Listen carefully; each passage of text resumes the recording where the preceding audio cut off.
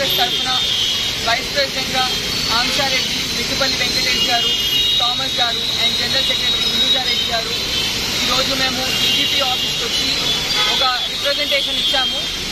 మా న్యూస్ మీద ఏదైతే అటాక్ జరిగిందో, బీఆర్ఎస్ గుండాలు ఏదైతే అటాక్ చేశారో దాని మీద చర్యలు కఠినంగా తీసుకోవాలి అనేసి లెటర్ ఇచ్చాము డీజీపీ గారికి. అదేవిధంగా ఏదైతే కేటీఆర్ గారి ఎంకరేజ్మెంట్తో శ్రీనివాస్ యాదవ్ ఇలాంటి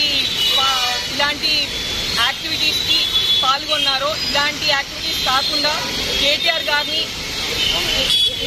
పిలిచి ఎగ్జామిన్ చేసి ఆయన తప్పులు ఏమున్నాయో ఎంక్వైరీ చేసి తీసుకోవాలి అనేసి డీజీపీ గారికి ఈరోజు ఒక లెటర్ ఇవ్వడం జరిగింది.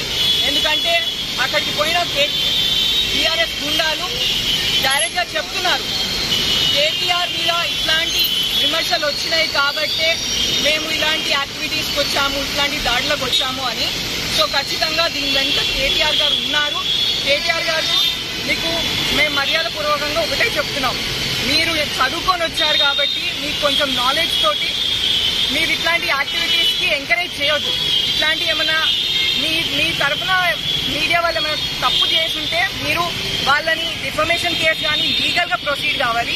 ఇట్లాంటి యాక్టివిటీస్ ఎంకరేజ్ చేయొద్దు. అండ్ ఎమ్మెల్యే జగదీష్ రెడ్డి గారు, మీరు ఒక పొజిషన్లో ఉండి బీయింగ్ ఎ రిప్రజెంటేటివ్ మీరు ఇలాంటి స్టేట్మెంట్స్ పాస్ చేయొద్దు. బీయింగ్ ఎ రిప్రజెంటేటివ్ ఇది జస్ట్ హెచ్చరిక మాత్రమే, దాడులు ముందుంటాయి అని ఇలాంటి మెసేజ్ మీరు సొసైటీకి ఇవ్వడం చాలా తప్పు. ఇలా అనుకుంటే మా యూత్ కాంగ్రెస్ వాళ్ళు దిగితే మీ పరిస్థితులు ఆల్రెడీ మీరు మీ కేసీఆర్ గారు మీ కేటీఆర్ గారిని ఉరికిచ్చాము మేము. ఇప్పుడు మాకు ఇది లెక్క కాదు. దయచేసి ఇట్లాంటి ఎంకరేజ్ చేయకండి, నోరు అదుపులో పెట్టుకోండి. మనుషులుగా మీరు అట్లీస్ట్ ఇట్లాంటి ఎంకరేజ్ చేయకుండా